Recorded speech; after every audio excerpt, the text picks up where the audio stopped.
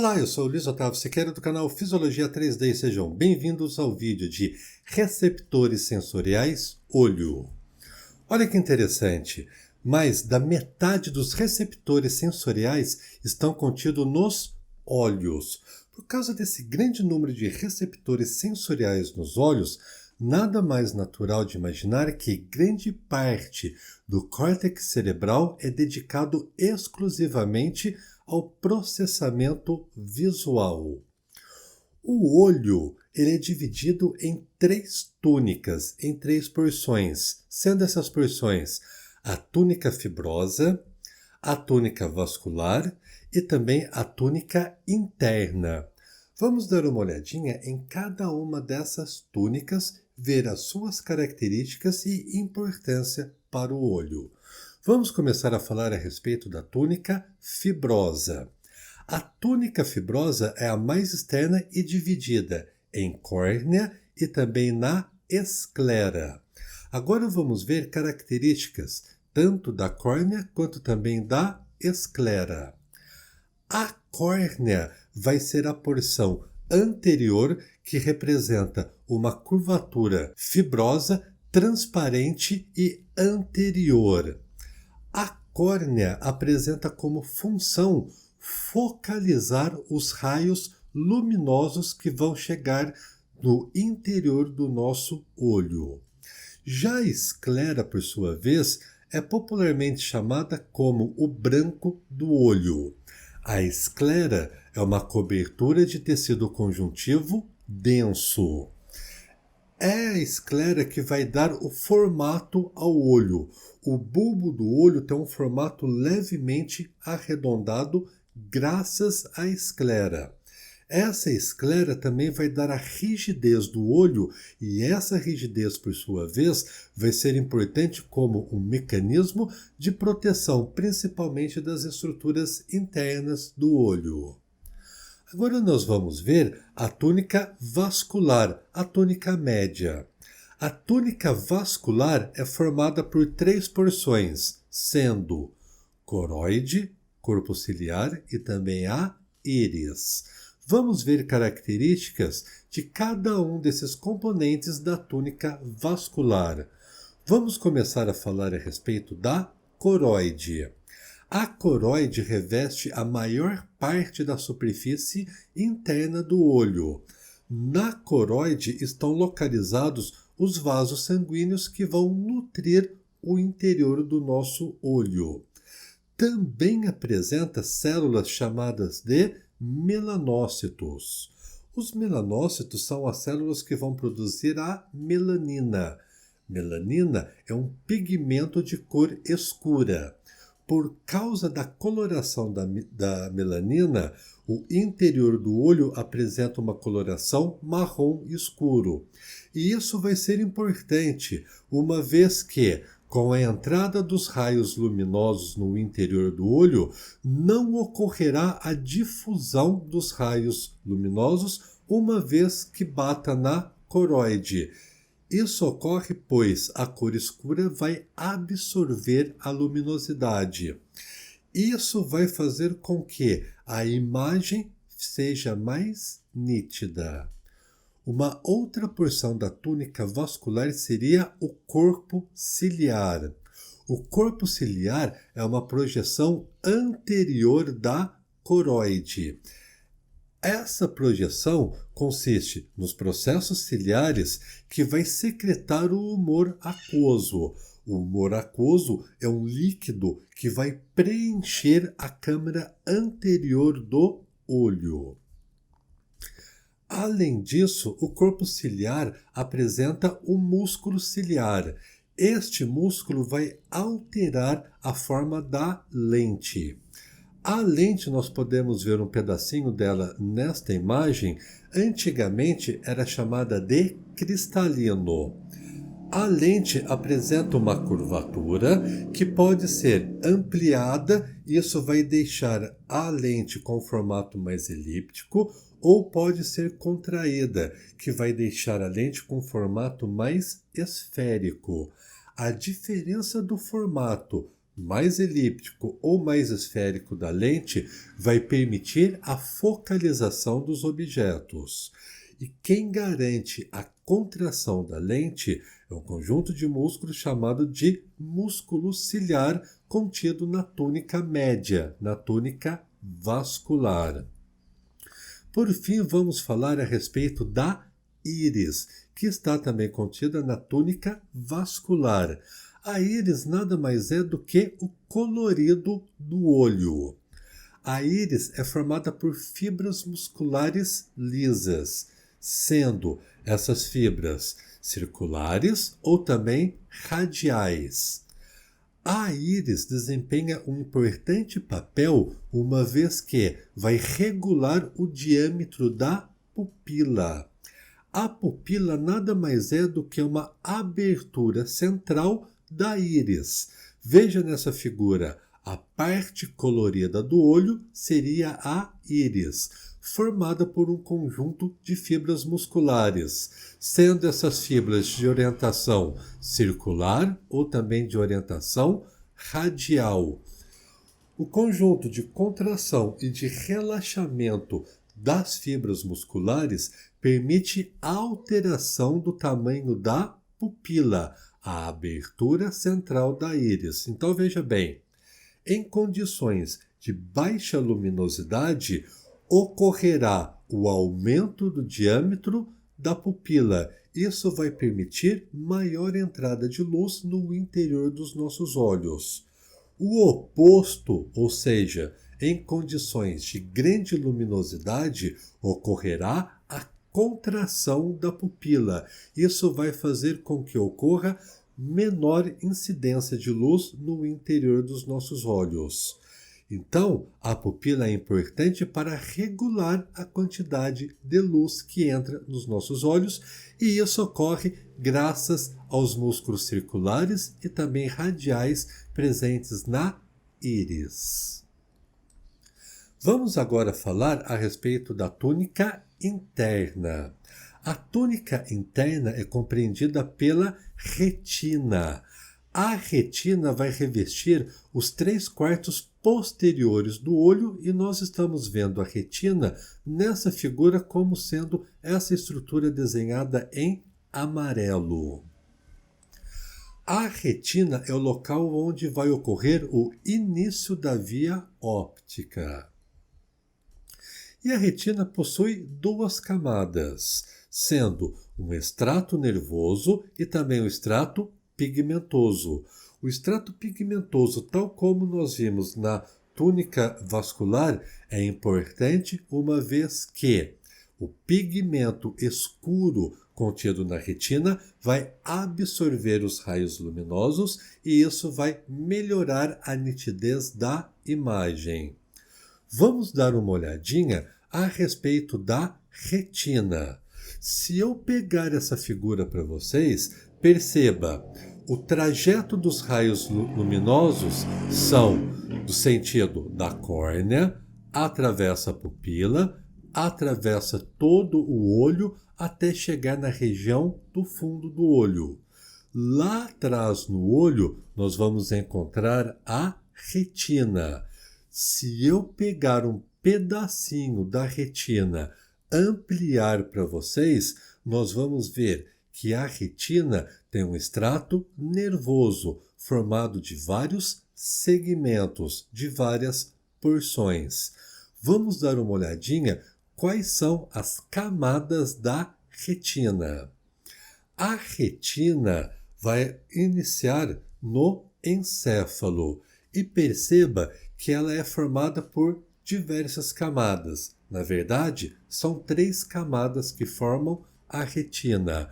Uma camada seria a camada de fotorreceptores, as células sensíveis à iluminação, aos estímulos luminosos. Uma outra camada seria a camada de células bipolares. E, por fim, a última camada seria a camada de células ganglionárias. Além dessas camadas, a retina apresenta 2 zonas sinápticas.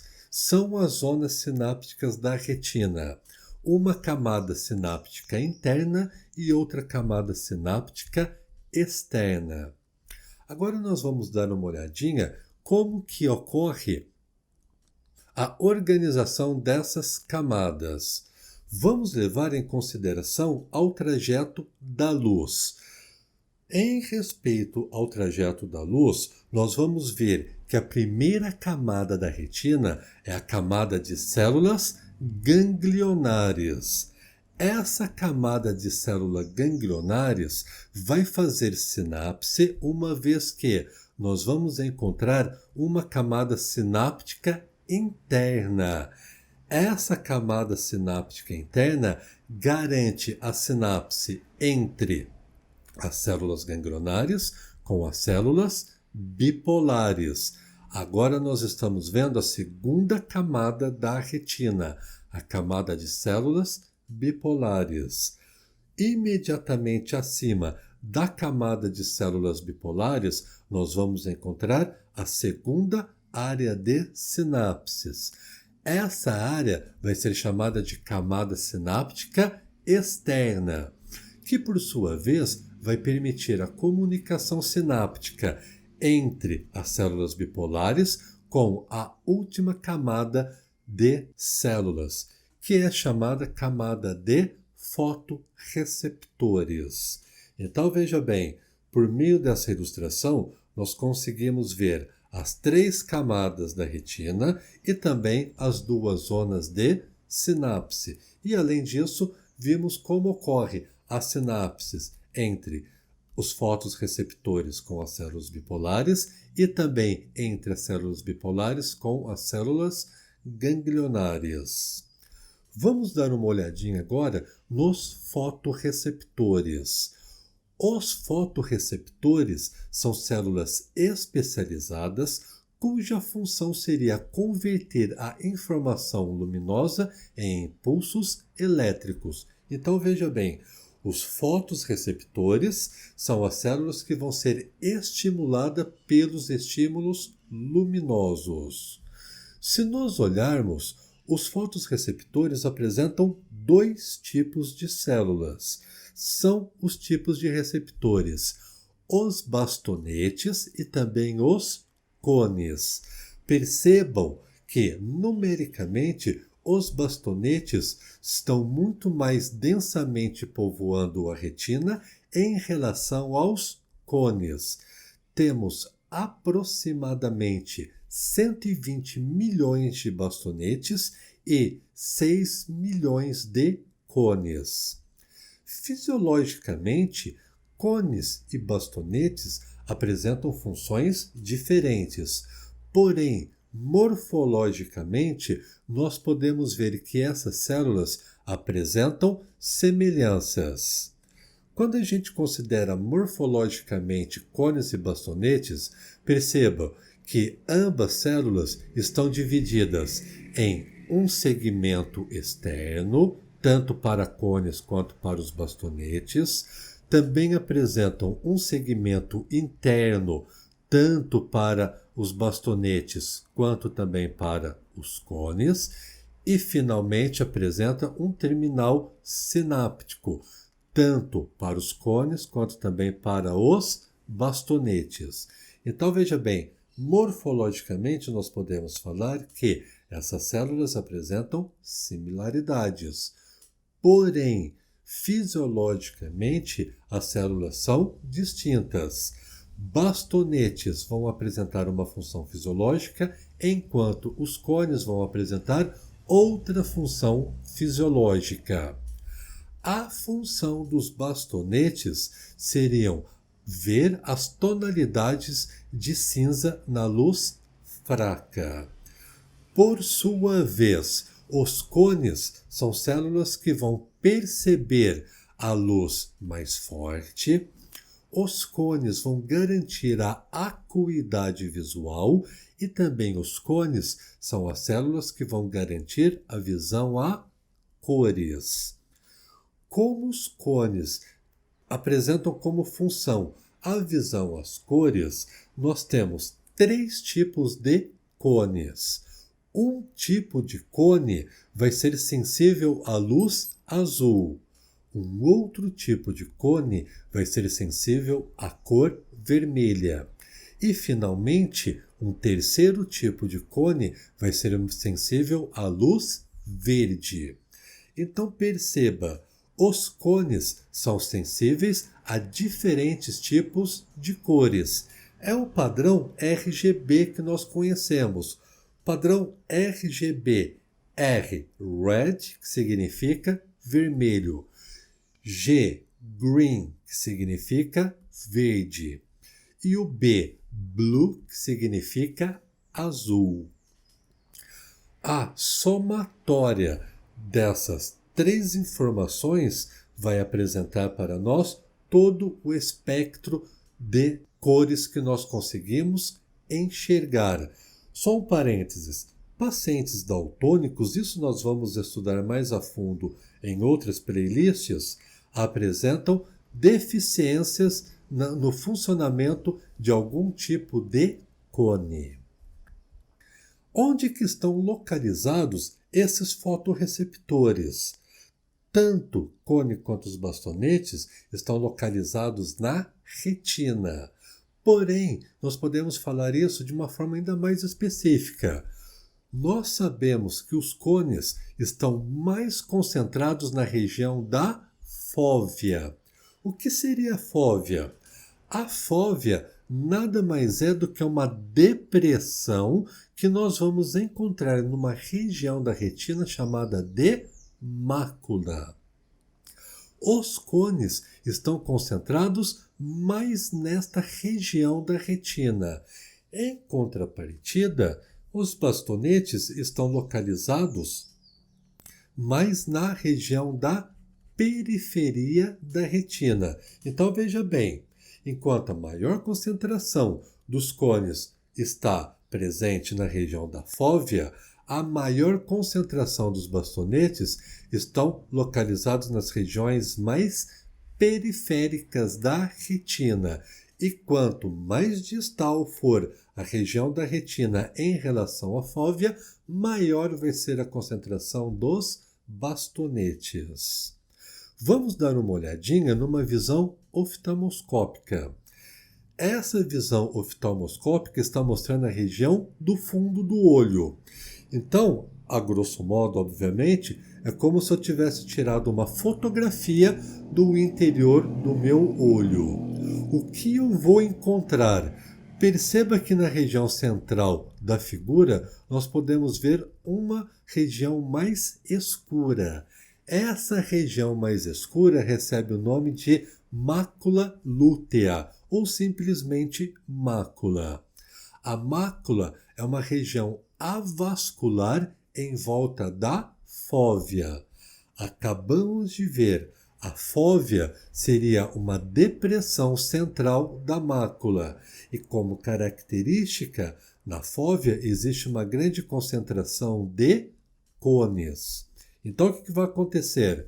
Nesta região que eu pontilhei para vocês, esta região mais escurecida da figura, obviamente vai ser a região de maior acuidade visual. Isso porque nesta região existe a maior concentração dos cones. E conforme nós vimos, os cones são fotorreceptores, sensíveis a diferentes tipos de cores e, além disso, os cones são as células que vão garantir a acuidade visual. Vamos ver agora qual seria o sentido do fluxo da informação. Vamos começar falando a respeito da estimulação dos fotorreceptores. Então, o que aconteceu? A luz entrou no olho, chegou até a retina e essa informação luminosa vai estimular células especializadas na detecção de informações luminosas, chamadas de fotorreceptores. Uma vez que os fotorreceptores tenham sido estimulados, ocorrerá a passagem dessa informação através da camada sináptica externa para as células bipolares. Das células bipolares, essa informação vai trafegar por meio da camada sináptica interna até chegar às células ganglionares. E veja que interessante o que vai acontecer nesse momento. As células ganglionares vão emitir os axônios. Esses axônios vão juntar em feixes e esses feixes de axônios vão dirigir para o disco óptico. O que seria o disco óptico? Vejamos ele na visão oftalmoscópica que nós vimos há pouco. Nesta visão, perceba que lateralmente em região à mácula e também na porção medial, ou seja, mais próxima à região nasal, existe uma outra região chamada de disco óptico. O disco óptico é uma região circular onde os neurônios que carregam as informações dos fotorreceptores saem do olho para o nervo óptico. Então, o que está acontecendo aqui? Aqueles axônios que nós vimos das células ganglionares serão direcionados para uma região específica chamada de disco óptico. No disco óptico ocorrerá a passagem da informação do olho para o nervo óptico. O nervo óptico é o segundo par de nervo craniano. Nós vamos ver na playlist de Neurofisiologia da Visão todo o trajeto e todas as características fisiológicas que vão ocorrer durante o processamento da visão, incluindo o fluxo de informação no sistema nervoso central. O disco óptico apresenta uma outra característica importante. No disco óptico nós não vamos encontrar, presta atenção, nós não vamos encontrar cones ou bastonetes. Então veja, se não há os fotorreceptores no disco óptico, obviamente nós não conseguimos enxergar no disco óptico. O disco óptico é considerado como um ponto cego, graças à ausência de cones e também dos bastonetes. Vamos ver um detalhe interessante a respeito das sinapses entre os fotorreceptores com as células bipolares.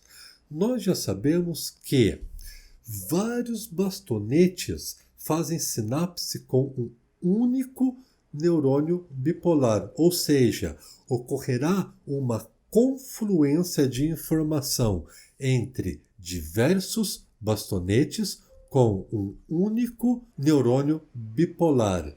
Normalmente, os estudos indicam que há entre 6 a 600 bastonetes fazendo sinapse com um único neurônio bipolar.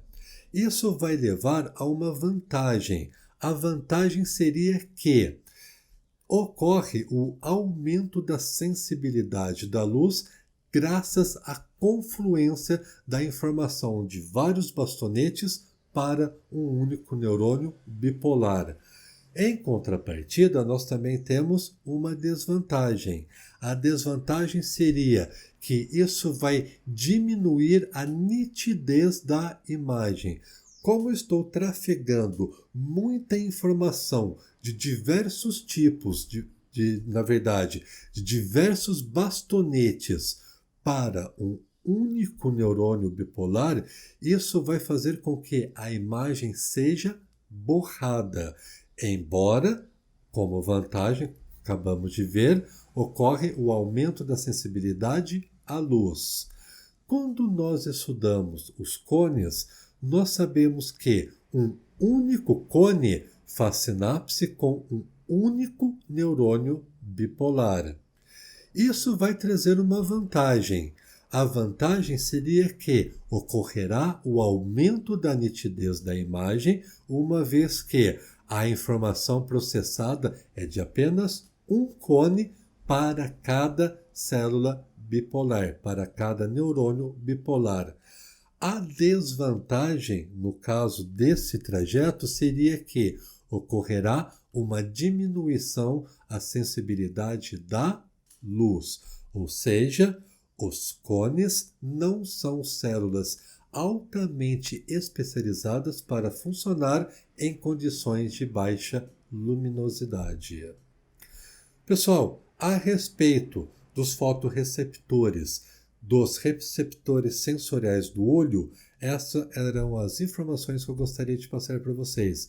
Eu espero que vocês tenham gostado, que tenham compreendido essas informações. Se chegou até aqui, deixe um like, se não for inscrito, se inscreva no canal e nos vemos em breve. Até mais e muito obrigado por me assistir.